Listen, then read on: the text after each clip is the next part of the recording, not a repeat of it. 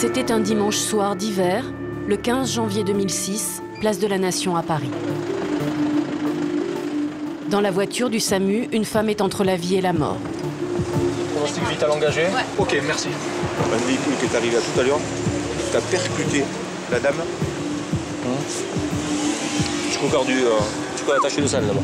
La victime était en train de fermer sa portière à clé quand une voiture arrive à grande vitesse et double par la droite le flot des véhicules. Quand elle est arrivée, déjà elle est arrivée très vite. Oui, il était au moins à 100. Sans aucune exagération, il roulait très vite. Dans sa course, la voiture emporte la victime, la projette vers l'avant. Le choc a été si violent qu'elle retombe au sol 32 mètres plus loin. Quant au chauffard, il a pris la fuite. Vous n'avez aucune information sur ce véhicule? On n'a pas d'immatriculation, on ne sait pas si c'était deux, si c'était un, si c'était un homme, si c'était une femme, on ne sait pas. Seuls indices pour les policiers, ces morceaux de carrosserie tombés du véhicule en fuite. À partir de ces petits bouts de plastique, les enquêteurs vont tenter d'identifier le véhicule. Des carrossiers vont leur permettre d'avancer. Ils essayent de savoir à quelle voiture ça pourrait appartenir, ça. Alors là, c'est du R comme ça, ça n'a pas d'une bagnole, une anglaise, un truc comme ça. Je crois que c'est Rover, ça. Les 200 et quelques, là, les anciennes. Les policiers passent au crible leurs fichiers et ciblent les rovers en particulier. Une semaine plus tard, une rover est retrouvée abandonnée sur un parking de banlieue parisienne. Il manque à l'avant droit les bouts de plastique retrouvés place de la Nation. J'ai l'impression qu'ils ont bousillé le pare-brise pour pas qu'on puisse retrouver des traces sur le pare-brise. 5 cheveux de la victime seront tout de même découverts sur le siège passager. Pour les policiers, l'enquête n'est pas terminée. Pas le chauffeur maintenant. Le fils du propriétaire de la voiture est placé en garde à vue car c'est lui qui conduisait ce jour-là. Il affirme ne pas avoir eu d'accident et persiste à dire qu'on lui a volé le véhicule. Son alibi sera contredit par l'enquête policière. Le jeune homme est mis en examen, mais en attendant le procès, il est libre, seulement placé sous contrôle judiciaire. À sa sortie du commissariat, nous tentons de le questionner. Mais il s'enfuit. Jusqu'à aujourd'hui, il a toujours refusé de nous répondre. La victime, Isabelle Picciotto, est une femme de 48 ans. Elle a 3 enfants.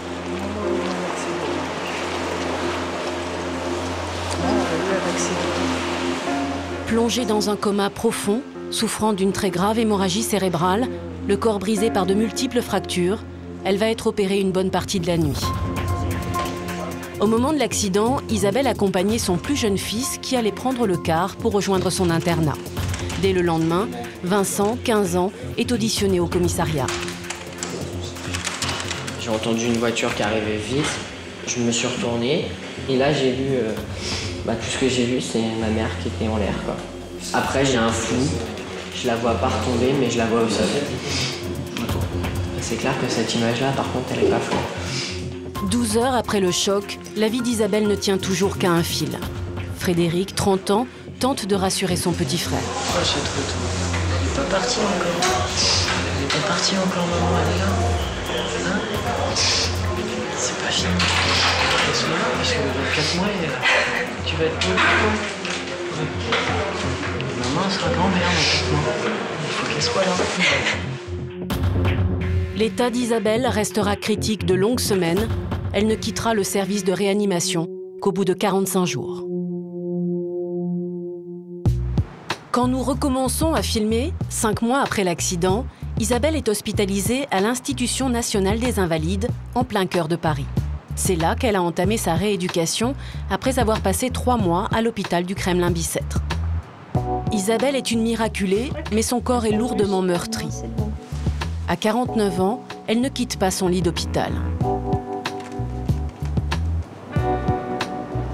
Chaque jour, Jean-Pierre, son mari, lui rend visite. C'est une très grosse chance qu'elle soit sur Paris. Si elle n'avait pas été sur Paris, je l'aurais vue que le week-end et à condition qu'elle ne soit pas trop loin. Les listes d'attente sont interminables pour obtenir une place en centre de rééducation. Isabelle aurait pu être prise en charge à l'autre bout de la France, très loin de ses proches. Il y a un élément affectif important. Le fait de nous voir toute sa famille, ça a beaucoup aidé les choses. Depuis qu'elle est sortie du coma, Bonjour. Isabelle a perdu la mémoire. L'accident a effacé son histoire, alors, à l'aide de photos de sa famille, de ses amis les plus intimes, elle tente d'apprivoiser sa propre vie.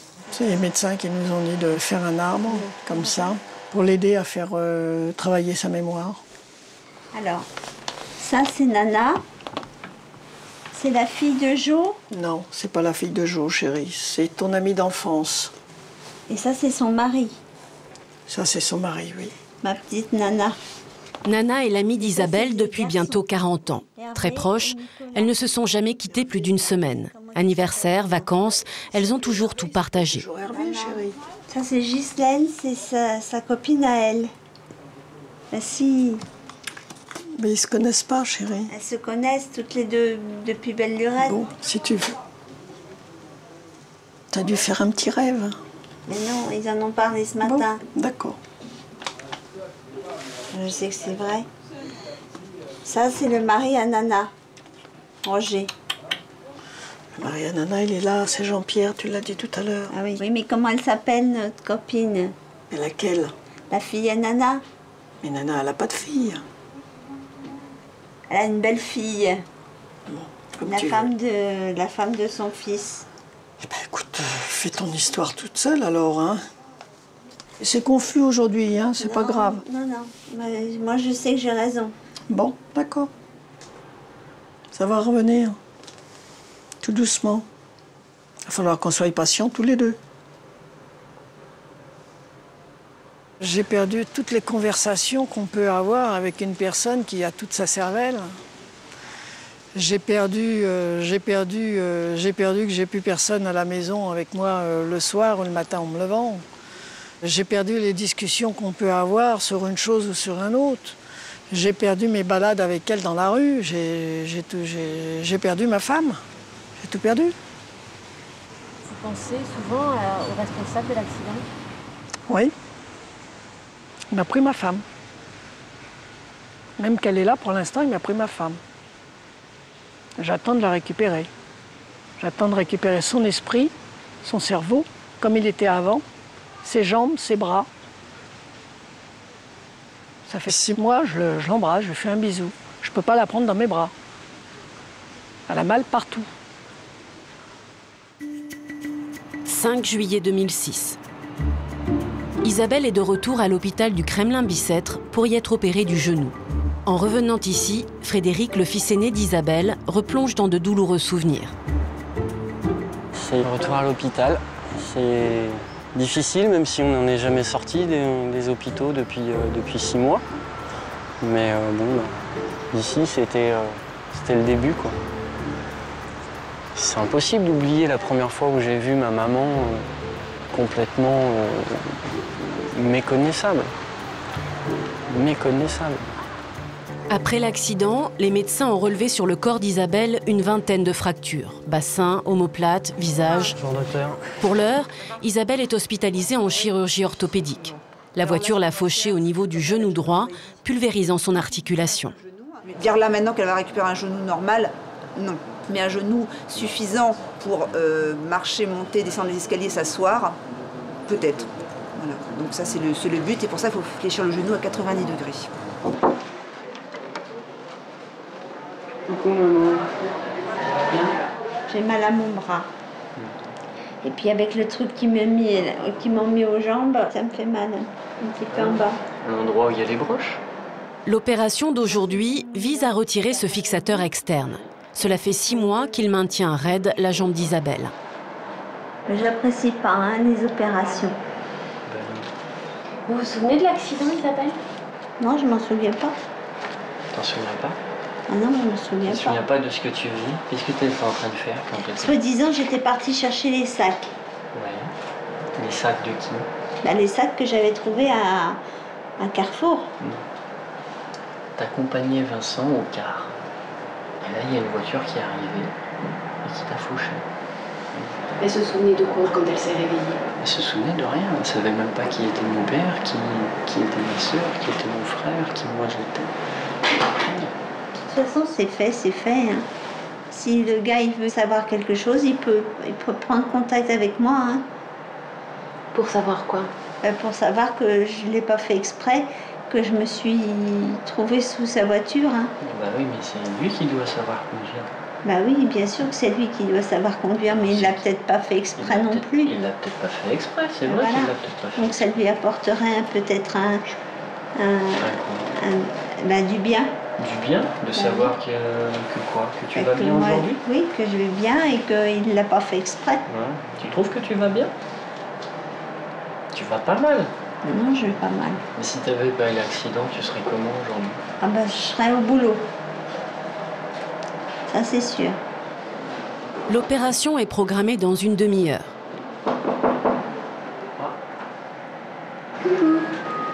La fille d'Isabelle arrive à son tour. Céline a 27 ans. Ça va et toi? Bah oui. En fait, t'as mis une super blouse. Ça y est, il m'a mis la blouse. Voilà. Je trouve pas le mot moisi, Céline. Tu le trouves, toi? Moisi. Il est en diagonale. Il est là. Voilà. T'avais pas besoin de moi. Hein. En fait, elle a commencé à écrire avant de parler puisqu'elle avait la mâchoire qui était scellée. Mais on comprenait pas ce qu'elle écrivait parce que ça ressemblait à rien. C'est ça, hein. Ça, c'est les tout premiers, quoi. On peut pas vraiment lire les lettres, quoi. Là, ça, c'était le 2 mars. Ça, c'est le 5. On arrive à retrouver des lettres qui commencent à être mieux formées, mais de là à dire que c'est lisible. Là, ça commence à devenir... Là, ça commence à être beaucoup plus lisible. Donc là, fait des gros bisous à ma femme. Après... Voilà, et là, voilà, elle a commencé à... la première recette qu'elle a recopiée. Bon, on va t'accompagner. Isabelle va être opérée pour la 4e fois depuis l'accident.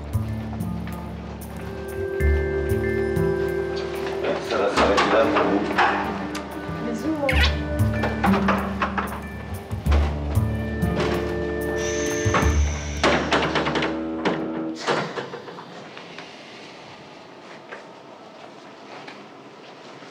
C'est un petit truc. Ouais, je sais. Il y a l'angoisse qui reste de la première intervention qu'il y a eu le premier soir, quoi. Quand on nous dit on va l'opérer toute la nuit, mais on ne sait pas si elle va s'en sortir, bah c'est des choses qui restent là. Et à chaque opération, ça ressort, c'est là, quoi.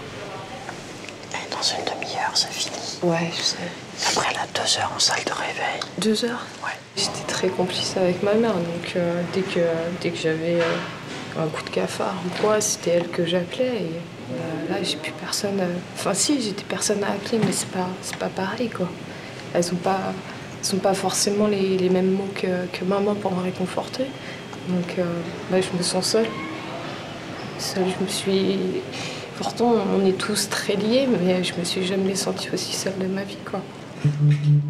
Au bloc, le chirurgien profite de l'anesthésie pour tenter de plier le genou d'Isabelle. Le résultat est très médiocre.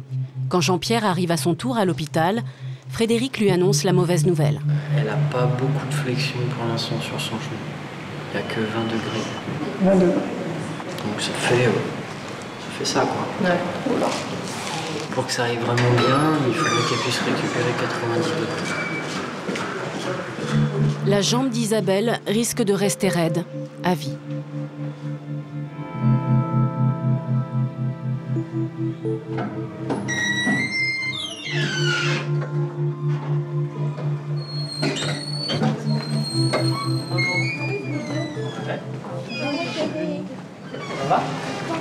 Mon mari. Pourtant, pour l'avenir, Isabelle est optimiste. Ta jambe, elle te semble toute légère maintenant? Bah oui. Mon genou, il est tout neuf. Hein.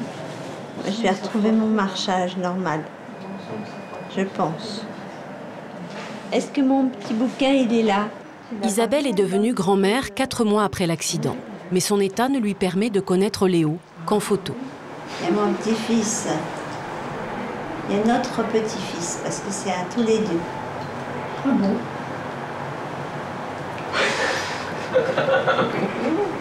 Est-ce que je me vois que j'avais tout fait à la maison? Bah oui. Ah ouais, mais je suis pas assez grand, moi, je vais jamais pouvoir. Attends mes doigts.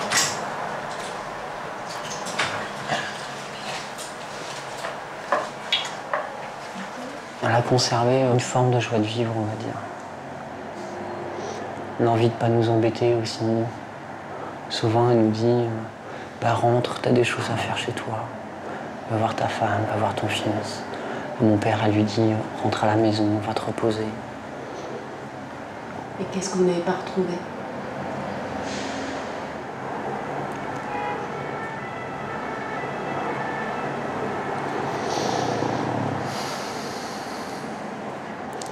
Une maman souriante tout le temps.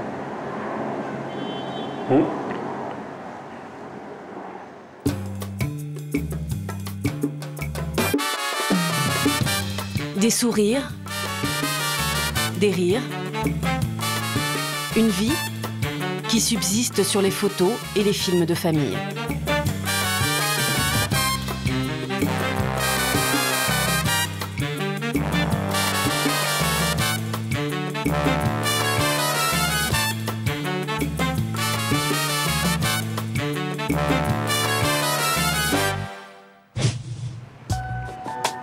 Maintenant qu'elle est débarrassée du fixateur, Isabelle va pouvoir tenter de réapprendre à marcher.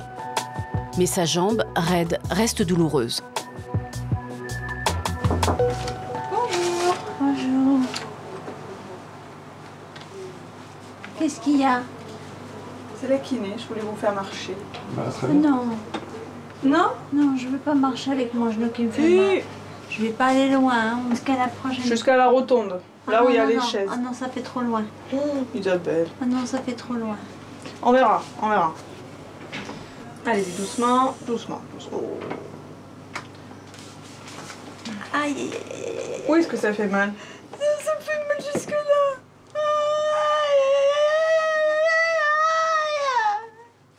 Ça y est, ça y est, ça y est, là, je vous fais les mises. Vous marchez avec le déambulateur? Déjà, je vais pas pouvoir poser ma jambe par terre. Bon, allez, on va la poser et en même temps, vous allez vous lever. Allez, Isabelle. Allez, on se met debout. Venez. Non, non, parce que vous allez m'emmener loin. Non, je veux pas.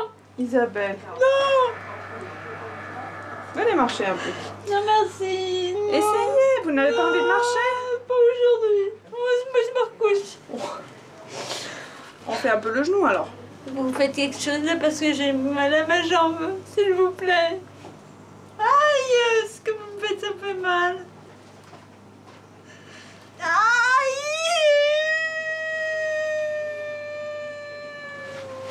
Bon. Excusez-moi, madame. Merci, madame, de me lâcher. J'espère que vous n'arrivez jamais ce que moi il m'arrive maintenant, à mon âge. Oui, merci.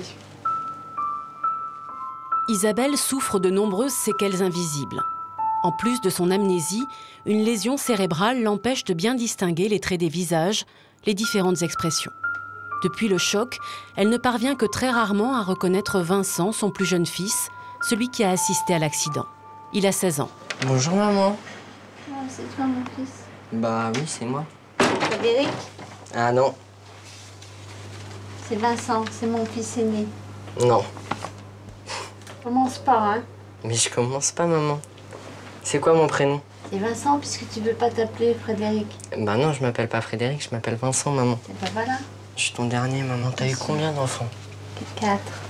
Non, 3. 3. Le premier c'est qui? C'est Frédéric. Qui a?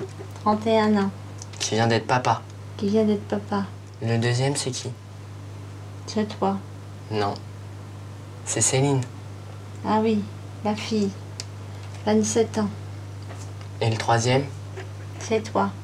Voilà. Oui, Vincent. mais il y en a encore un 16 ans. dernier. On n'a pas d'autre maman. Mais si, il y a Vincent. Oh là là. T'as pas d'autres enfants maman. Tu n'en as que 3. J'ai pas de petit frère maman. Alors il vient d'où celui-là? Mais je sais pas. Je sais quand même que j'ai eu un autre enfant.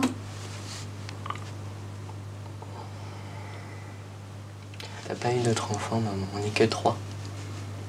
Chérie, ton petit frère, il est bien de moi et de ton père. Ok.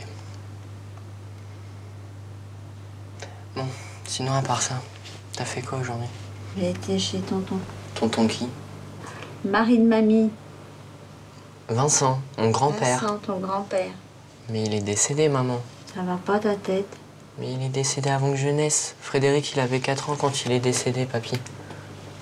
Mais non. Mais si. Vincent. Mais tu racontes des âneries. Mais non. Bon. Sinon, l'ergothérapie, ça s'est bien passé.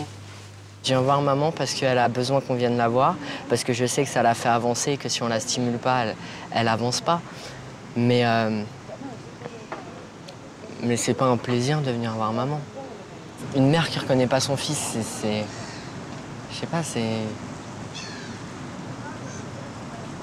Ça s'explique pas, c'est trop difficile. C'est trop difficile à vivre. On se dit que c'est pas grave, qu'elle a reçu un choc, qu'elle le fait pas exprès, que c'est pas de sa faute, mais c'est pas pour ça que ça rend les choses plus faciles. Dans des moments comme ça, on sait pas comment réagir. Bon. Tu t'en vas? Ouais. À l'heure d'aujourd'hui, c'est pas ma mère. Ouais. C'est plus ma mère. Maintenant, j'espère que plus ça va aller et plus elle le redeviendra. Encore. Encore. Olivier. Encore. T'es gourmand, hein? Ah ouais, je suis gourmand. Merci d'être venu. Bah de rien.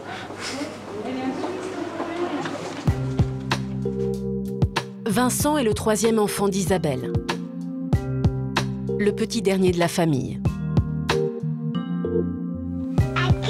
Le seul à vivre encore avec ses parents au moment de l'accident. L'absence de sa mère se fait cruellement sentir le week-end quand il revient de l'internat et se heurte au manque dans l'appartement vide. Je pense pas être le seul à avoir 16 ans et à devoir m'assumer entre guillemets tout seul, puisque j'ai quand même mon père. Mais ce qui a été dur, c'est que ce soit du jour au lendemain comme ça.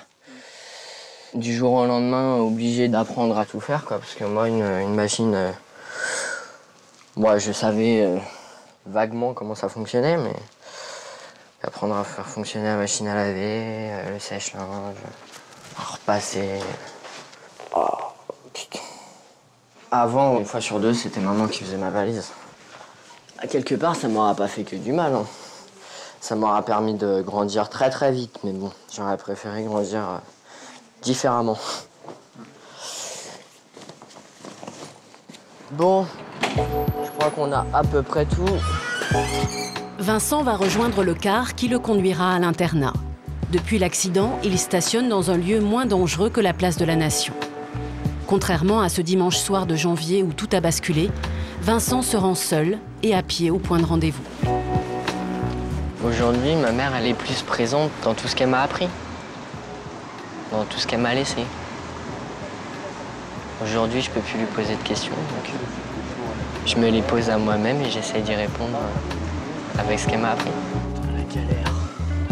Malgré l'accident, Vincent termine son année de 3e avec un excellent bulletin et les félicitations de ses professeurs.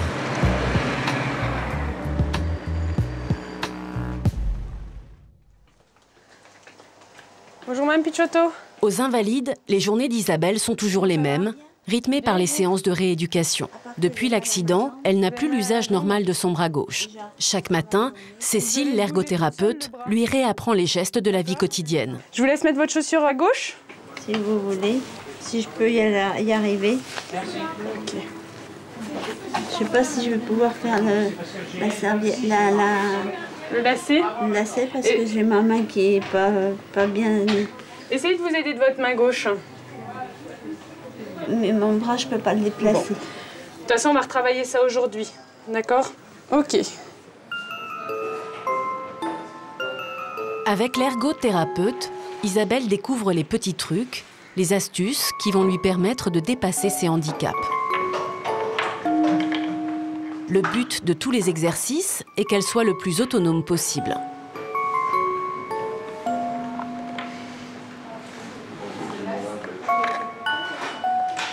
Parfait. C'est bien. Ouais. Vous êtes contente? Je crois que j'ai fait ce qu'il fallait. Contractez-le. Les séances de kiné restent les plus délicates. Isabelle est toujours prisonnière de sa douleur. Je mobilise la rotule. Pourtant, chaque jour, sans relâche, Elisabeth, sa kiné attitrée, tente de la remettre debout. Je veux que vous ayez conscience que vous êtes capable, toute seule, de vous tenir debout. D'accord ? À force de persuasion, Elisabeth parvient à la convaincre de se lever. Regardez Bastien. C'est toi, Bastien? Oui, c'est moi. Écartez un peu le pied droit vers l'extérieur. Très bien. Maintenant, Isabelle, vous allez venir dire bonjour à Bastien, lui serrer la main. Bonjour, Madame Pichotto. Madame, je préfère vous faire un bisou aussi. Hein. Allez-y. Super. Maintenant, Isabelle, maintenant, vous allez à chaque fois venir toucher sa main dans l'espace. En gardant l'équilibre, Isabelle. D'accord ? Je sens que j'ai ma jambe gauche qui va flancher. Donc on va se rasseoir. Alors, on lève le pied droit. C'est parfait. Bravo. Si elle tient sur ses jambes, Isabelle va pouvoir récupérer des gestes basiques de la vie quotidienne, comme tout simplement se brosser les dents debout devant un lavabo. Bon, super séance de rééducation. Et vous êtes contente? Ah bah oui, parce que je sais qu'elle est contente. Demain sera encore un autre jour, encore meilleur. Pour obtenir la meilleure récupération possible, le rythme des séances de rééducation est soutenu. Françoise, l'orthophoniste, prend le relais. À 49 ans, Isabelle doit aussi réapprendre à bien parler. Bon, on y va? Alors, là, je vais vous montrer des photos. Oui. Et puis, vous allez essayer de trouver le nom précis. Hein. Vous savez, quelquefois, c'est un peu difficile. Ça dépend des images, en fait. Alors là, qu'est-ce que vous voyez, là? Des pommes de terre. Très bien. Ici? Un ananas. Oui. Ici? Ça, c'est des maisons. Oui. Alors, au sport d'hiver. Alors, comment on les appelle, ces maisons? C'est des maisons de... Quand c'est construit en bois. Hein? Oui, j'ai construit un chalet. Oui, un chalet. Ça, c'est une lampe de... Non, c'est pas une lampe. C'est une... Vous les trouvez à quel endroit? En dessous des arbres. Bon. Ben, les arbres, qu'est-ce qu'ils perdent à l'automne? Les feuilles. Voilà. Vous voyez, quand vous ne trouvez pas le mot, en fait, vous essayez de trouver une situation pour retrouver le mot. J'ai perdu la mémoire. La mémoire des mots? Oui. C'est-à-dire que les mots, ils ne viennent pas toujours quand vous voulez. Hein. Vous les avez, mais ils ne viennent pas forcément. Puis, je les ai, mais je ne sais pas les redire quand il faut les redire en ce moment. Voilà, il faut aller les chercher un peu. Hein. Voilà. Il y a 2 mois, soit elle disait un autre mot, soit elle inventait un mot, mais elle en trouvait très très peu. Donc là, c'est énorme comme progrès. Alors, oui, je vous ai fait des étiquettes, là. Je vous ai mis chanteur. Ici, qu'est-ce que vous lisez? Hommes et femmes politiques. Et ici? Quelques souvenirs d'enfance affleurent à nouveau à la surface de la mémoire d'Isabelle. Pour le reste, l'amnésie persiste. Alors, donc là, je vous donne le nom des personnes. Ici, qu'est-ce que vous lisez? Johnny Hallyday, c'est un chanteur. D'accord. Là? Dominique Strauss-Kahn, oui. C'est un journaliste. Sûr? C'est un journaliste en Allemagne. En Allemagne? Oui. C'est plutôt un homme politique. Mais bon. C'est possible, oui. Ouais, peut-être que celui-là, vous ne le connaissez pas trop. Celui-là? Raymond DeVos, c'est un homme politique. Quoique... Réfléchissez. Parce que c'est un comédien, quand même. Vous allez un peu vite. Voilà. Hein. Essayez d'aller doucement. Françoise Hollande. Lisez bien le mot. François Hollande. Oui. C'est pas un chanteur. C'est un comédien. Ou un journaliste. Bon, bah alors, celui-là, on le laisse. On le laisse? Oui. C'est un homme politique. Il me semblait que c'était un homme politique. Bon, on le met là alors. Vous l'avez déjà entendu ce nom? Oui, il me semble que je l'ai entendu sur M6. Bon. Alors là, je vais vous montrer les photos. Et on va voir si vous arrivez à associer le nom et la photo. Ici. Jacques Brel. C'est peut-être bien lui. Oui. Alors. Jacques Dutronc. Vous regardez sur toute la table. Hein. Ça, c'est Dutronc. Ça, c'est celui qui a fait des films. Oui. Ça, c'est... Je vais vous donner les noms. Hein. Donc, qu'est-ce que vous en faites alors de celui-là? Dutronc, je ne le mets pas. Mais vous venez de me le dire, là, Isabelle. Vous venez de me dire, ça, c'est Dutronc. Regardez à gauche. Là? Ben oui. Ah non, ça, c'est Duroc. Je vous ai dit Duroc. Vous m'avez dit ça, c'est Dutronc tout à l'heure. Bon, c'est bien lui, en tout cas. C'est bien lui. C'est Jacques Dutronc, ça? Ben oui, il manque le cigare, là. Ah oui. Je me suis trompée combien de fois? Oh, je sais pas, on compte pas, ça, c'est pas très grave. Août 2006. Isabelle est de sortie. Pour la première fois depuis l'accident, elle est autorisée à rentrer chez elle pour quelques heures. Isabelle arrive en terre inconnue. La famille Picciotto a déménagé 2 semaines après l'accident. C'était prévu. Cécile, l'ergothérapeute, et Elisabeth, la kiné, l'accompagnent. Avant qu'Isabelle puisse venir ici en permission le dimanche, elles veulent s'assurer que l'appartement est adapté à son état. C'est de plein pied jusqu'à l'ascenseur, là? Oui, si je me rappelle bien, il n'y a pas de marche. C'est Vincent qui ouvre la porte à Isabelle. C'est ça, la maison? Maintenant, il y a papa qui est descendu. Il n'y a pas Vincent? C'est moi, Vincent, maman. Ah, mais il n'y a pas de petit Vincent? Il n'y a pas de petit Vincent, maman. Il n'y a pas d'autre petit Vincent, la Ouais. biche. Tu me dis bonjour? Quand tu reconnais ton meuble, là, de salle à manger? Celui-là? Oui. Et ta banquette? Et tes fauteuils? Je reconnais mes meubles, il n'y a pas de problème. Madame Picciotto? Oui. Ce qu'on va vous proposer, c'est d'aller voir les toilettes, la salle de bain et la chambre. Car ces pièces ne sont pas accessibles en fauteuil roulant. Très bien. Vous donnez la main à Cécile, redressez-vous. C'est bien, Madame Picciotto. Redressez-vous, Isabelle, redressez-vous. Reculez votre pied. Hop. Isabelle découvre sa chambre sans laisser paraître d'émotions particulières. Même sa collection de chouettes semble lui être étrangère.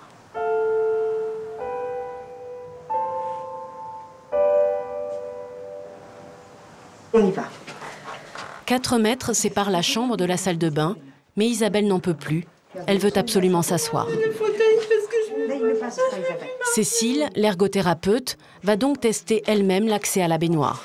En fait, avec une jambe raide, quand vous avez la planche là, que vous asseyez dessus et que vous voulez passer la jambe, avec un genou raide, elle peut venir s'installer là, passer la jambe gauche qui va bien, et puis la jambe droite qui restera tendue là-dessus. Par contre, ce sera une tierce personne qui ira régler l'eau, qui lui passera. Pour la famille d'Isabelle, ce premier retour à domicile est source d'inquiétude. Très inquiet par ses réactions, pas par les miennes. C'est-à-dire? Si elle ne veut pas se lever pour marcher, pour aller à la salle de bain ou aux toilettes, ça va être très difficile. On peut pas l'obliger à se lever. Il faut que ce soit elle qui le décide et apparemment elle n'a pas l'air motivée, quoi. Chérie, Oui. t'as envie de revenir à la maison? Chez toi? Chez moi? Oui. Comment ça devient chez moi? Là, t'es chez toi, là. Ah, Est-ce que tu as envie de revenir chez toi, à la maison? quand j'irai mieux? Oui. Oui, je veux bien venir 2-3 jours. Ouais. Pour que j'aille mieux après. Maman, père. Je crois qu'elle est plus occupée par le chat que par nous. Par vous, c'est pas pareil. Ah! Maman, bébé, alors?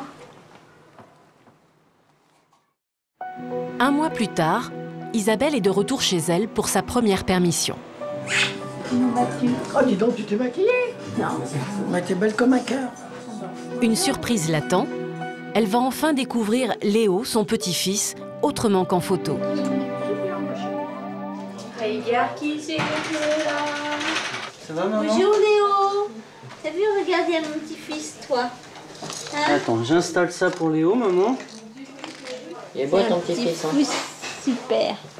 En réanimation, Isabelle a été contaminée par un staphylocoque doré. Elle n'en est pas débarrassée, ce qui l'oblige à porter un masque pour ne pas exposer le bébé. C'est mamie. Bonjour mamie. Bonjour mon cœur. Bonjour mon chéri. Ah, tu me fais des sourires, ça c'est bien. T'es un beau petit-fils. Oui. Tu ressembles bien à papa. Je préférerais sentir sa peau. Attends. Ah, fais des bisous, mamie, hein. Ouh là là. À côté qui est plus rigolo que l'autre. C'est bien mon beau. Seul Jean-Pierre reste en retrait. Visiblement, il ne parvient pas à se réjouir. T'es pas content? Si, je suis content. Allez, chez papy. Voilà. À quoi? Coucou Léo. Alors qu'elle puisse le prendre dans les bras et jouer avec comme si elle avait pu le faire normalement, il y a du temps. Elle peut déjà le voir, papa. Ouais. Elle peut le voir, oui. Oui, elle peut le voir. Elle aurait pu ne jamais le connaître. C'est ce qu'il faut se dire. Parce que... Ça ne me satisfait pas. Vous êtes en train de parler de quoi? Je suis en train de dire que si tu n'avais pas eu ton accident, pour l'instant, on serait en train de se promener dans le jardin avec Léo. Ah ouais. Que là, on peut pas. Dans peu de temps, on aurait pu jouer au foot. Ah ben. Hein?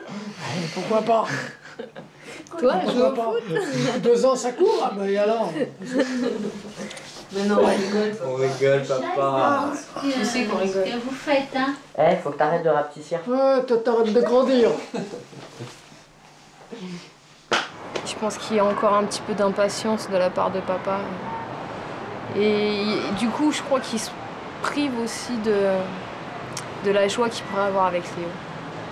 Parce que du coup, il voit que maman, elle pourrait pas profiter de Léo comme lui, il pourrait. Et du coup, je crois qu'il profite pas de Léo à cause de ça, en fait. C'est une façon pour lui de partager, en fait, sa souffrance. La souffrance de maman de ne pas pouvoir s'occuper de Léo plus que ça, en fait. 8 mois après l'accident, Jean-Pierre ne se résigne pas. Il profite d'une permission pour ramener Isabelle sur son lieu de travail. Il espère un déclic, le retour de sa mémoire. Tu te rappelles? Je me souviens pas que j'ai travaillé ici. Eh ben, tu as travaillé ici pendant 3 ans. Au moment de l'accident, Isabelle dirigeait 3 cantines scolaires dans le 12e arrondissement de Paris. Ses collègues de travail les plus proches viennent souvent la voir à l'hôpital.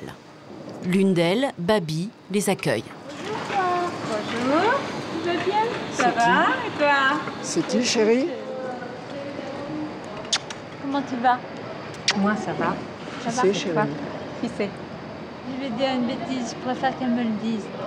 Non, non, que tu trouves.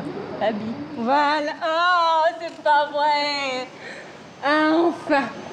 Enfin. Oh, enfin.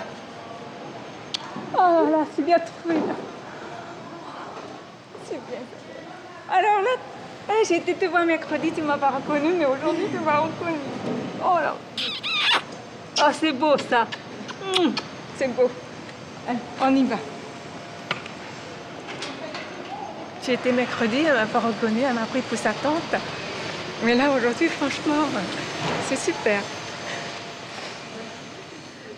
Isabelle retrouve les femmes qu'elle avait sous ses ordres.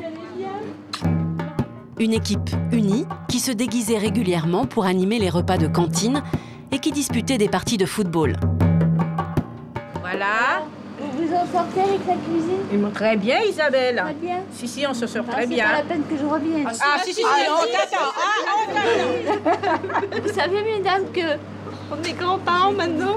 Ah, vous êtes grands-parents alors? De quoi? D'une petite fille ou d'un petit garçon? Un petit gars. Ah, un petit garçon. Il s'appelle comment? Cyril. Jean-Pierre. Comment il s'appelle le fils de Léo. Léo. Oh, Léo. Et nous, on est ici, on est contente de te voir. Ben oui. Et Oui. Ah, Isabelle. Voilà. Et on t'attend, hein? D'accord? Ça fait plaisir. Isabelle a aussi du mal à mémoriser les événements récents. Elle va sans doute oublier cette rencontre avec ses collègues, mais elle en sort ravie. Cette visite, elle est très gentille parce que les personnes avec lesquelles j'ai travaillé m'ont fait comprendre que je leur manquais. Mais je suis contente parce que je pensais pas que je manquais aux gens. Bon, les gens de chez moi, c'est normal que je leur manque, mais bon, les gens avec lesquels je travaille, ils peuvent trouver que je suis aussi enquiquinante quelquefois. Les journées de Jean-Pierre Picciotto commencent tôt, très tôt. Le mari d'Isabelle est volailler et marchand de gibier. 3 fois par semaine, dès 5 h du matin, il court les allées du marché de Rungis pour y acheter sa marchandise. Gésier, numéro 6. Depuis l'accident, le rythme est resté le même. Ensuite, il ouvre son étal dans un marché couvert du nord de Paris. En plus de son propre travail, Isabelle aidait son mari à la boutique tous les week-ends et s'occupait des comptes du commerce. Céline, depuis que sa mère n'est pas là, elle vient beaucoup plus souvent. Elle a un peu pris la place à sa mère. Bah ouais, bien obligée. Hein. On ne pouvait pas s'en sortir tout seul. Parce qu'elle faisait quand même beaucoup de choses et puis ça faisait longtemps qu'elle lui filait un coup de main, donc elle avait plus de savoir-faire. Donc j'ai pris le relais comme j'ai pu, quoi. Bon, apparemment ça va, il n'est pas trop mécontent. Au moment de l'accident, Céline allait débuter une formation de photographe. Elle y a renoncé. Qu'est-ce qu'il faut que j'emmène, moi, là, à ta mère? La bouteille? Oh là là, je vais être chargée encore. Voilà. Jean-Pierre termine son travail trop tard pour rendre visite à Isabelle le soir. Le seul moyen de la voir, c'est de profiter de la coupure de la mi-journée pendant les 2 heures de fermeture du marché. Avant ça, je m'avançais dans mon travail. Ou quand je pouvais, je faisais une petite sieste pour récupérer et d'être parti à 4 heures du matin.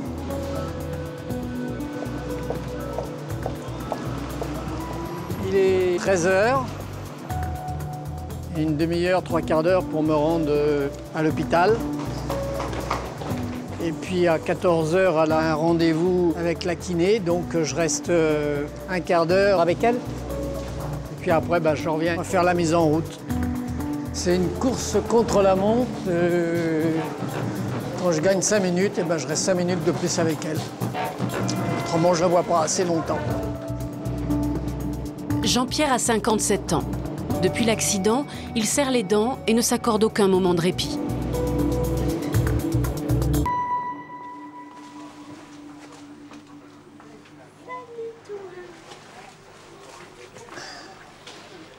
On est content de se voir. Tu sais, comme tous les gens mariés, il y en a qui ne sont pas contents de se voir, mais nous, on est contents de se voir. Enfin, je pense pas que Jean-Pierre peut dire autre chose. Si j'étais pas content de te voir, je viendrais pas. Tu veux pas me mettre un petit peu d'eau? Ah, j'ai quelque chose pour toi. Parce que j'ai quelque chose dans ma gorge, là. Regarde, j'étais en train d'oublier, tu m'avais demandé de te le ramener. Oh, c'est un tout petit truc, c'est ce que Nana t'avait pris comme ça, comme t'as pas le droit d'avoir de bijoux, c'est le petit pendentif que tu avais demandé. C'est pas un objet de valeur, ça vaut rien du tout, mais bon, non, mais comme ça t'as... Voilà. Pour moi, ça a un intérêt, parce que c'est une amie d'enfance. T'es toujours gentil. Toujours? Ah, bien ça. Comme beaucoup de traumatisés crâniens, Isabelle est facilement irritable. Mais ce jour-là, elle est en forme et 8 mois après l'accident, elle va offrir une belle surprise à son mari.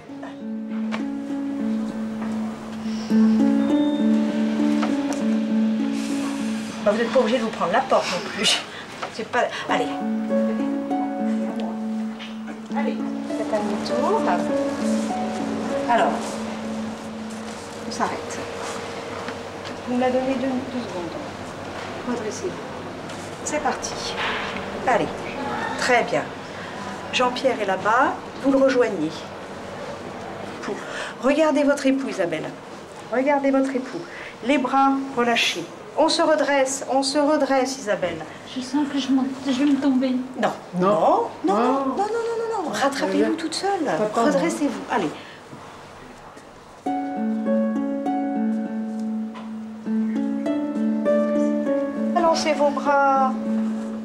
Balancez vos bras.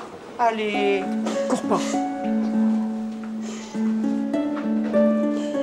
Tu m'as vu balancer des bras, ça se marchait pas.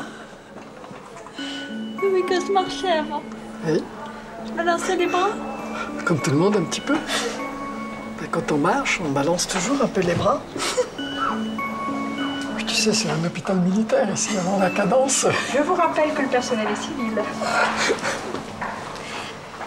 Allez, Jean-Pierre, vous allez vous fauteuil. Je te laisse les mains. Allez, vous allez vous coucher tranquillement.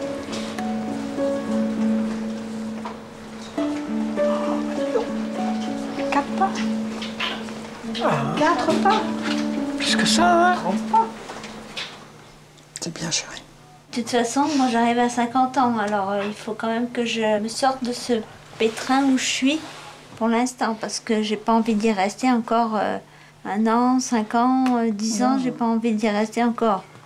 Tu as pris conscience de ton problème. Je me suis en plus rendu compte que ce que j'avais eu, c'était quand même pas un petit truc. Rien, c'est un truc important. Au milieu des touristes qui visitent l'église des Invalides, Jean-Pierre repart travailler, le cœur un peu moins lourd et même gonflé d'espoir. On avait peur qu'elle soit assistée toute sa vie. Et là, maintenant, on a quasiment la certitude que ça ne sera pas une personne assistée. Il y a plein de choses qu'elle ne pourra plus faire, mais elle marchera, elle servira de ses jambes, elle servira au moins d'un bras normalement, peut-être pas du deuxième encore. Mais là, c'était une belle émotion. Oui. Ah, ça vaut 1h30 de métro, oui. Ça vaut 1h30 de métro. Elle mérite vraiment des encouragements.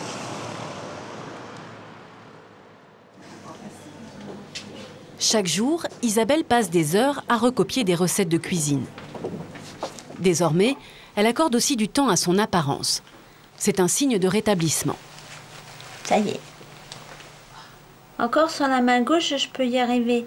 Mais c'est sur la main droite que c'est un peu plus embêtant. J'aime bien avoir un petit truc qui montre quand même que je suis une femme et que je peux me mettre des bagues ou des choses comme ça, quoi. Qu'est-ce qui vous manque encore? D'avoir été chez le coiffeur. Parce que j'aimerais avoir les cheveux châtain clair. Comme avant? Voilà. Tout l'automne, Isabelle progresse, On accélère un tout petit peu le pas. passe des caps. Allez Isabelle. Voilà. Ah, c'est nettement mieux ça. Ah. Allez, le pied Isabelle, face à la marche. Très bien. Là, il s'agit de faire très attention, en fait. Non, là, celui-là, c'est pareil. Très bien. Isabelle réapprend les grandes dates de sa vie, mais sans retrouver les émotions liées à ses souvenirs. Alors, ce qui vous marque dans cette période, c'est le remariage de votre mère. Oui. Donc ça, c'est un événement clé. Hein. La quinzaine de soignants qui entourent Isabelle envisage sa sortie définitive de l'hôpital dans les prochaines semaines. Je trouve que vous avez beaucoup progressé. Dans la présentation, déjà, vous êtes plus souriante, plus expressive, plus participante. Nous sommes en janvier 2007. Cela fait maintenant 1 an qu'Isabelle a été fauchée place de la Nation, 1 an qu'elle est hospitalisée. Sa rééducation va encore durer de longs mois, mais en ce matin d'hiver, les médecins l'autorisent à rentrer chez elle, définitivement. Moi, j'ai pas ma vie à faire à l'hôpital, j'ai ma vie à continuer à la maison parce que j'ai un homme qui m'attend et qui m'aime. Ça, je le sais. J'ai encore mes enfants, enfin, 2 grands et un petit dernier qui va avoir 17 ans et qui a encore besoin de moi un petit peu. Céline vient aider sa mère à boucler ses valises. Cela fait 1 an qu'elle attend que ce jour arrive. Ça va être marqué d'une croix sur le calendrier. Ouais, c'est génial. Enfin, c'est génial et c'est angoissant en même temps, quoi. Parce que de savoir qu'elle va être toute seule à la maison, même si elle les aide à domicile et tout, c'est... Enfin, je sais pas. Mais bon, on a la chance qu'elle soit encore là et qu'elle rentre. Elle aurait pu passer toute sa vie dans un hôpital. Vincent, lui, prépare le retour de sa mère dans leur appartement. Tout au long de l'automne, il a passé de longs week-ends avec Isabelle à la maison. Aujourd'hui, il est moins enthousiaste que sa sœur. Les tête-à-tête avec maman à la maison, je les redoute. Dès qu'elle se déplace, faut être là, faut l'aider à se relever, faut l'aider à s'habiller. Moi, je peux pas, quoi. Je vais pas aider ma mère à s'habiller, donc c'est pas simple parce que c'est ma maman et il y a des moments où j'ai pas l'impression d'avoir ma maman en face de moi, quoi. J'ai l'impression d'avoir une enfant où faut tout lui réexpliquer. Puis il y a d'autres moments où elle me dit « Vincent, faut faire ça comme ça, comme ça, comme ça ». Et moi je dis « Waouh ». Ouais, mais le contraste de lui expliquer et puis derrière maman qui me dit ce que je dois faire, c'est des fois c'est un peu déroutant, quoi. Mais bon, on va se débrouiller, hein, de toute façon. Depuis le début, on se débrouille, on essaye de trouver les solutions et puis pour l'instant ça va, on s'en sort. Même si papa et moi on a un peu du mal, on s'en sort. Bonjour. Le docteur Petit supervise le rétablissement d'Isabelle et va continuer à la suivre pendant de longues années. Si elle rentre aujourd'hui à son domicile, Isabelle va tout de même revenir 3 fois par semaine aux Invalides pour poursuivre ses séances de rééducation. Et de kinésithérapie qui seront faites ici. On n'est qu'à 1 an de l'accident, elle va encore progresser pendant les 6 mois et pendant l'année qui vient là. Mais à un moment donné, c'est pas supportable de rester à l'hôpital 2 ans. Vous imaginez, vous, 2 ans à l'hôpital? Non, c'est un milieu artificiel, le milieu hospitalier. C'est pas la vraie vie. Et la vraie vie? C'est ta chemise, ça, Vincent? Ouais. Vincent. Les chemises dans tous les coins, c'est le bordel partout. Ma chaussette, je la cherchais. Je pensais que maman elle arrivait plus tard et au final la maison elle est pas rangée et c'est pas bien quoi. À peine rentrée chez elle, Isabelle décide d'aider Vincent à remettre de l'ordre dans la maison. Je suis contente d'être à la maison, de pouvoir m'occuper un petit peu de mon appartement. Et tu mets tout à côté là maman. Ça va pas dans ta main. Non, essaye de la mettre bien d'abord. Voilà. Écart. Voilà. Génial. Le tête-à-tête avec sa mère, redouté par Vincent, va être bref. Jean-Pierre a écourté sa longue journée de travail. J'ai pas traîné pour pouvoir rentrer de bonne heure. Bah c'est bien. Bah tant mieux, comme ça je peux te dire bonjour et au revoir en même temps. Vincent profite du retour de son père pour filer rejoindre des amis et changer d'air. Bon, j'enlève mes chaussures et je prépare à manger. Comme Vincent, Jean-Pierre n'arrive pas à se réjouir pleinement du retour d'Isabelle. Il n'imaginait pas qu'elle quitterait l'hôpital aussi diminuée et l'avenir l'inquiète. Je vais repartir. C'est sûr. Maintenant, je reste à gérer la suite. Tant qu'elle rentre, ça veut dire que ça avance, mais peur. Peur de ne pas pouvoir tout gérer. À l'hôpital, c'est eux qui gèrent. Là, je suis pas là et il faut que je gère. C'est pas assez chaud, ça. Il y a 6 mois, vous me disiez, il m'a pris ma femme. Oui, je le dis toujours. Je le dis toujours. Vous l'avez toujours pas retrouvé? Non.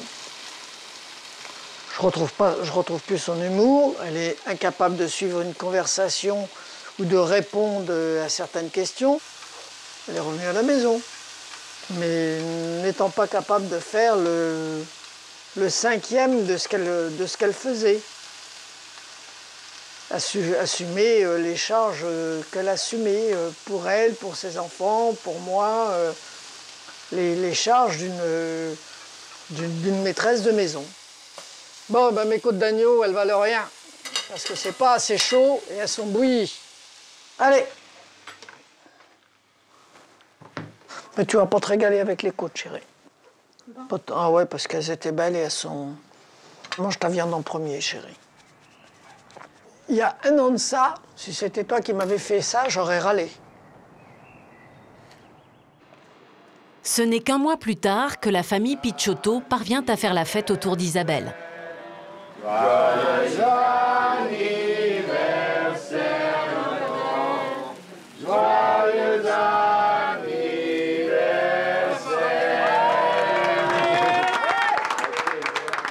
Isabelle a 50 ans. L'an dernier, le jour de son anniversaire, elle était toujours plongée dans le coma. Jean-Pierre a choisi de réunir toute la famille dans un restaurant italien. Ils en parlaient depuis un moment déjà, les 50 ans maman. Papa voulait louer une salle, il voulait l'emmener faire une croisière autour du monde. Enfin, il y avait plein de projets qui ne pourront pas être à cause de l'accident. Ouais, ça fait plaisir quand même de se retrouver en famille. Elle est super bien, elle est super heureuse. Ça fait plaisir de la voir comme ça. Beaucoup de goût, hein. Je sais pas qui c'est quelque chose là. Et si Isabelle pleure ce soir-là, ce n'est que de joie. Si ça te fait pleurer quand t'as des cadeaux, on te fait plus de cadeaux. Ah ouais, hein. Elle rigole maintenant.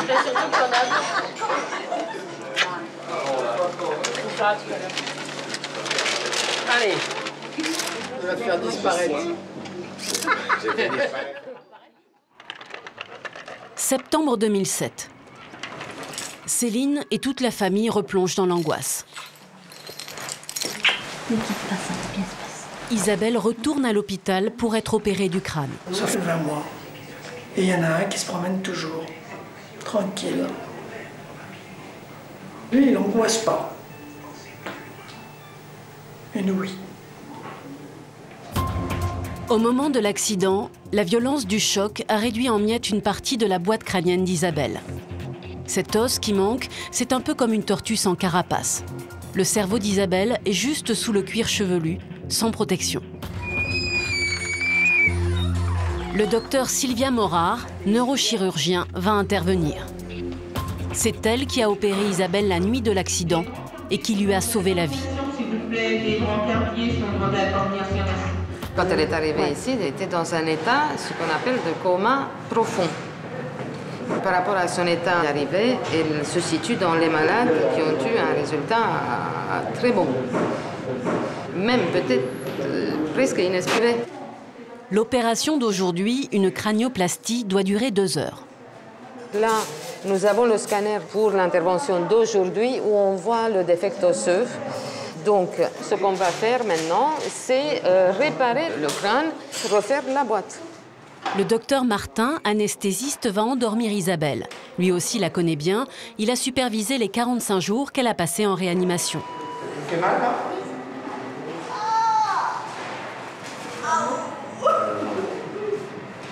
On va vous mettre des médicaments pour la douleur, d'accord? Pour vous détendre. Va mieux? Ça va? Je voudrais bien peut-être aussi casse-pied. Mais non, mais vous n'êtes pas casse-pied du tout. Vous avez peut-être un petit peu mal, ce que je comprends. Voilà. Allez, respirez bien. Allez, à tout à l'heure. Isabelle n'est toujours pas débarrassée du staphylocoque doré qu'elle a contracté à l'hôpital peu après l'accident. Un des risques de l'opération d'aujourd'hui est que cette bactérie migre au cerveau pendant l'intervention. Les conséquences seraient dramatiques. Le neurochirurgien va implanter sur le cerveau d'Isabelle une pièce en ciment qui remplacera l'os manquant. Une poudre, de l'eau, le ciment est fabriqué dans le bloc opératoire. Une sorte de pâte à modeler que le chirurgien façonne pour l'ajuster parfaitement au cerveau d'Isabelle. Une fois durcie, la pièce, grande comme la paume d'une main, est cousue au reste de la boîte crânienne demeurée intacte.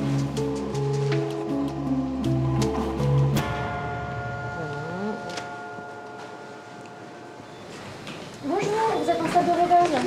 L'intervention est terminée et ça s'est bien passé. J'ai rien senti. Si vous n'avez rien senti, ben, tant mieux. Une semaine plus tard, Vincent presse le pas en revenant du lycée. Isabelle est de retour à la maison. Il n'y a pas eu de complications. Bonjour maman. Elle lui montre immédiatement sa cicatrice. Ouais. Bon, ça va, je pensais qu'il raserait plus que ça. Non, j'ai été chercher ta tante qui sortait de l'hôpital. En tout cas, le docteur m'a vu ce matin, il m'a dit que tout était parfait. Ah, tant mieux. Ah oui. Comme tu dis, bien tant mieux. Tant mieux pour moi. Mais il faut vraiment que tu fasses attention, faut pas que tu grattes. Ah non? Non, mais je te connais. Je suis pas grattée. Oui. Dis donc, tu grandis toi aussi. Hein? Bah écoute. Tu deviens un homme, hein? Ouais, presque. Eh oui. Ouais. Dans quelques mois, tu as 18 ans. Ouais, je suis majeur, mais c'est pas parce que je suis majeur que je suis un homme. 93. On en reparlera. 93. Si tu veux. Alors, c'est pas moi qui l'ai marqué le numéro. Ça va à l'école? Alors, au lycée? Parce que c'est plus une école, c'est un lycée. Oui. Tu me dis ça avec hésitation, hein? Et ça, j'en suis sûr. À la boutique. Oui. Maman, elle te connaît. Oubliez les très bons résultats scolaires. Les notes de Vincent se sont effondrées après le retour d'Isabelle. Il est passé en première, mais d'extrême justesse. Les choses, elles changent. Ça trouble un peu quand je rentre le week-end et qu'elle est à la maison, et qu'après je rentre à l'internat. C'est pas super simple. On a du mal à penser à ses études, on va dire. Je voulais aller jusqu'au bac, je voulais passer mon bac S, faire une prépa, entrer en école de sous-officier, mais c'est trop long. Je voulais surtout le faire pour maman, pour moi aussi, mais c'était en partie pour maman. Et puis je sais pas, ça... J'ai plus envie. J'ai plus envie. L'accident, il y est pour quelque chose dans tout ça? L'accident, il y est pour quelque chose dans tout. Je pense que ça influe sur tout ce qu'on fait, sur tous nos choix, sur toutes nos décisions. Mais je sais pas, s'il n'y avait pas eu l'accident, je peux pas dire ce qui se serait passé, je peux pas dire ce que j'aurais voulu faire, je sais pas. Ça ira. 3 mois plus tard, après un trimestre de première, Vincent quittera le lycée. Jean-Pierre n'a pas pu empêcher son fils d'arrêter les études. Pour Vincent, c'est pas merveilleux. Il part sans bac dans une société où tout le monde sait que c'est le bac, la première porte à passer. Pour moi, c'est une conséquence indirecte de l'accident. Il a beaucoup donné l'année de l'accident parce qu'il voulait montrer à sa mère, quand elle sortirait du coma, quand elle irait mieux, qu'il allait réussir. Et je pense que le dégoût est venu après. Quand il a vu que sa mère, de toute façon, ne reviendrait jamais comme elle était avant. 2 ans après l'accident, Jean-Pierre lui aussi arrive à saturation. Ses crédits ne sont pas tous remboursés, mais tant pis. Il a décidé de vendre sa boutique, de prendre sa retraite, beaucoup plus tôt que prévu. Je devrais me retrouver devant cet ascenseur dans 3 ans, mais bon, j'ai 3 ans d'avance, quoi. Et la décision, elle est prise, elle est prise.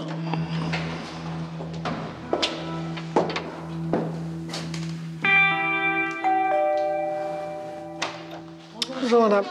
La vente va être signée chez une avocate qui a suivi Jean-Pierre tout au long de sa carrière. Michael, 23 ans, va reprendre l'affaire. Il vend un petit peu précipitamment, donc il retire moins que ce qu'il aurait pu prétendre, facilement 35% de moins, hein, même voire 40% de moins. Et puis en plus, il y a une conséquence financière importante, c'est au niveau de la retraite. La pension de retraite va être moindre. Il faut que ça soit comme ça, de toute façon, je ne peux pas faire autrement. Parce que je suis pris. Je pars le matin, il est 4h, 5h, 6h. Au plus tard, je rentre le soir, il est 8h30, 9h. Le lundi, j'ai les comptes, j'ai la cuisine, j'ai les courses. Ben voilà, j'ai pas une seconde. Moi, je m'octroie juste une petite sieste le dimanche après-midi quand je peux. Vous êtes fatigué? Ouais, je suis fatigué. Je crois que c'est la première fois que je dis que je suis fatigué. Mais là, je le dis, je suis fatigué. Lui approuvé. Jean-Pierre vient d'avoir 59 ans. C'est parti. Il tourne la page d'une vie de travail pour se consacrer à Isabelle.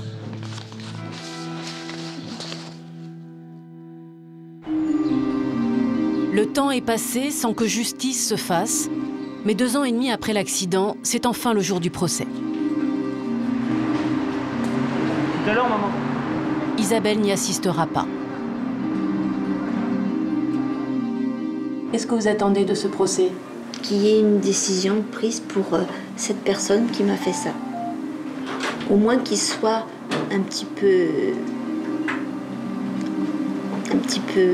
pas battu, mais qu'il soit un petit peu corrigé pour les bêtises qu'il a fait. La peine n'arrangera rien à l'état d'Isabelle, à l'état de mon épouse.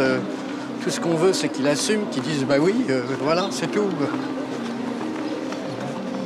L'erreur est humaine, c'est lui qui a créé l'accident, il ne s'est pas arrêté, il est parti, on l'a retrouvé, et ben oui, c'est moi, voilà. Au moins ça.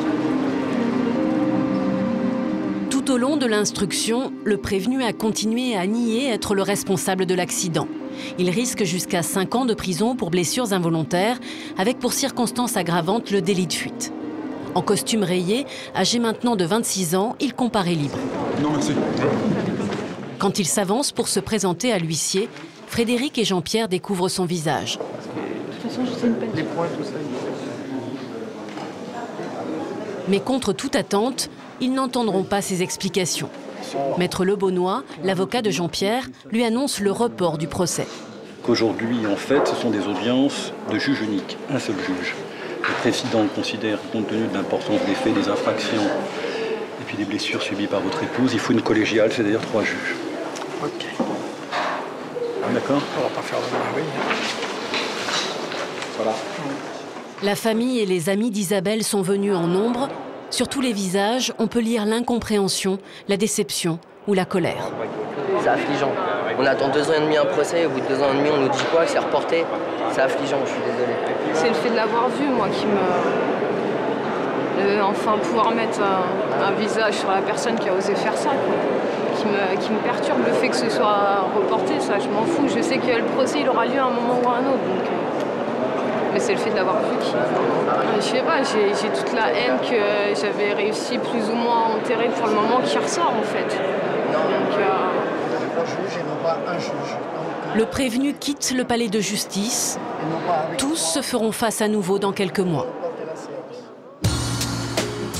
Un dimanche matin, pas comme les autres, au marché Saint-Quentin.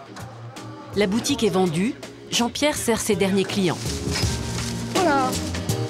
Bonjour, madame. Pour l'occasion, Isabelle l'accompagne. Elle sort de chez le coiffeur. Son crâne a bien cicatrisé. Elle a pu refaire une couleur. Céline et Frédéric sont venus donner un dernier coup de main symbolique. Je m'en vais. Vous saviez pas? Aussi, je vous l'ai dit. Mon dernier jour.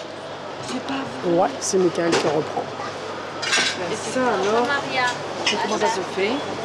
À cause de un peu, surtout un peu à cause de l'état d'Isabelle. Comme quelqu'un qui ne reconnaît pas un seul client alors qu'elle les a servis, je ne sais pas combien de fois. Elle simule. Elle simule des fois. Oui, je me rappelle, mais bon, je ne me rappelle pas. Comment ça va? Ça fait plaisir de vous voir. Hein? Ça fait énormément plaisir. Mais je suis très émue que votre mari s'en aille. Hein, qu'il arrête, je suis très émue. Et moi, je le récupère un petit peu. Ben oui, moi, je suis très émue, je suis très contente pour vous. Hein. On n'a pas fini notre vie, hein. Exactement, exactement. Et moi, j'aime mon mari depuis trop longtemps. Et ça, je ne le lâcherai pas. Hein. Ça fait 37 ans qu'on est ensemble. Et je ne regrette pas. Voilà. Bonne continuation ensemble. Merci. Alors. Hein? J'espère que tout va bien se passer. Oui. Il m'a dit qu'on le reverrait de temps en temps. Hein? Et bonne journée pour vous. Oui. Bon dimanche. Oui, oui. Hein? À bientôt.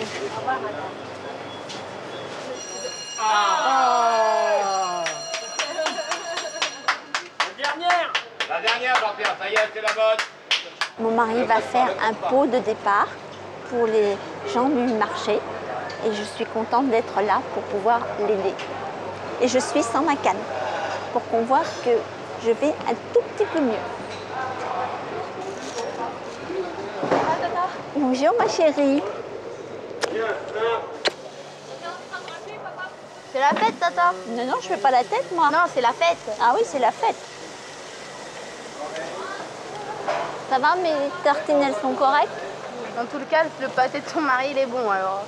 Ah oui. Monsieur Picciotto, s'il vous plaît, vous pouvez arrêter de travailler? Oui, mais... Madame Picciotto, s'il vous plaît, vous pouvez arrêter de travailler? Ah bon? C'était pour faire ça, Valéan. Valéan, Michael. Est-ce que tout le monde a son verre? Oui. Alors, à la santé de tout le monde. Vous avez été servi?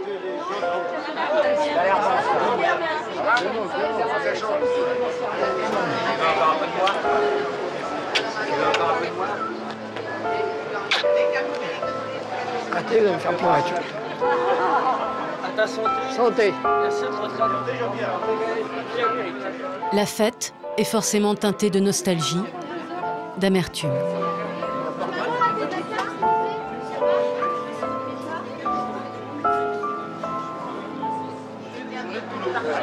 Il fallait que j'ouvre des paquets. Allez, Jocelyn, viens, on a un paquet. Oh, tu as des belles choses en plus, mon chéri. Tu es bien gâté, comme tu as le droit de l'être.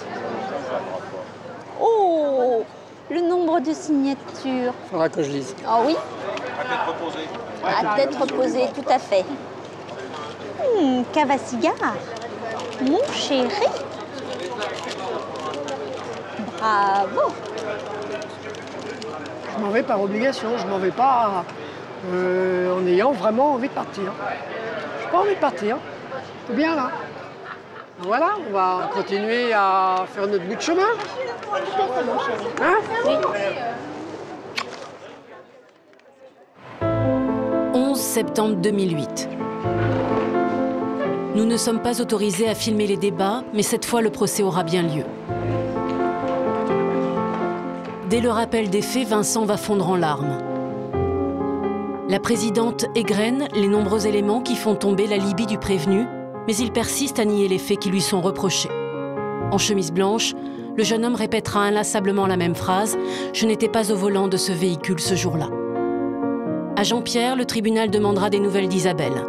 Elle est vivante, ce sont les seuls mots qu'il pourra prononcer. Frédéric prendra la parole pour raconter le mariage, les grossesses, les naissances, la vie dont elle ne se souvient plus. Le substitut du procureur n'a aucun doute sur la culpabilité du jeune homme. Il requiert 4 ans de prison, dont 2 fermes.